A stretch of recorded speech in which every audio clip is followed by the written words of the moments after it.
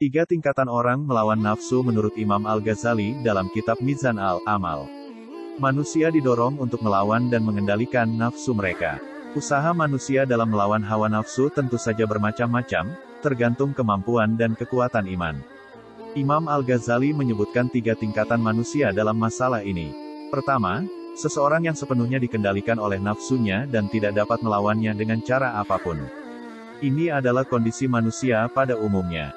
Dengan melakukan itu, dia benar-benar telah menuhankan nafsunya, seperti yang ditunjukkan dalam Al-Quran, Surat Al-Jasiyah ayat 23 yang artinya, maka pernahkah kamu melihat orang yang menjadikan hawa nafsunya sebagai Tuhannya?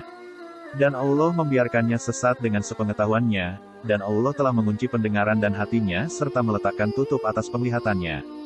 Maka siapa yang mampu memberinya petunjuk setelah Allah membiarkannya sesat? Mengapa kamu tidak mengambil pelajaran? Kedua, orang yang selalu melawan hawa nafsu. Sekali dia menang dan di lain waktu dia kalah. Jika kematian membawanya ke pertempuran ini, dia akan ditandai sebagai orang yang syahid. Sesuai perkataan Nabi Shallallahu Alaihi Wasallam, berjuanglah kamu melawan hawa nafsumu sebagaimana kamu berjuang melawan musuh-musuhmu.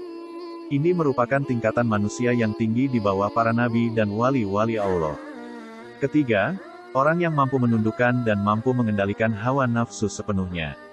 Ini adalah orang yang menerima rahmat Tuhan untuk menjaganya tetap terjaga dan terlindung dari dosa dan kejahatan.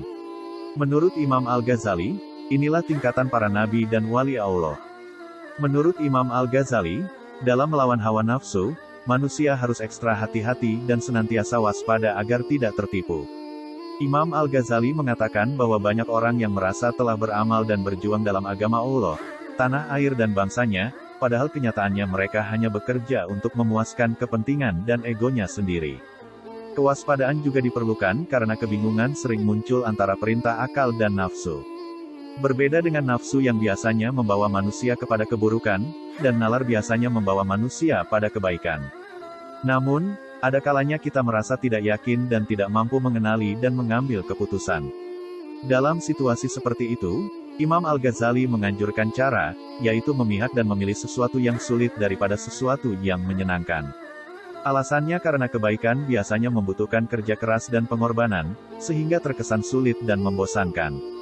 Dari Anas bin Malik radhiyallahu anhu bahwasanya Rasulullah shallallahu alaihi wasallam bersabda, surga itu diliputi perkara-perkara yang dibenci oleh nafsu dan neraka itu diliputi perkara-perkara yang disukai nafsu. Hadits riwayat Muslim.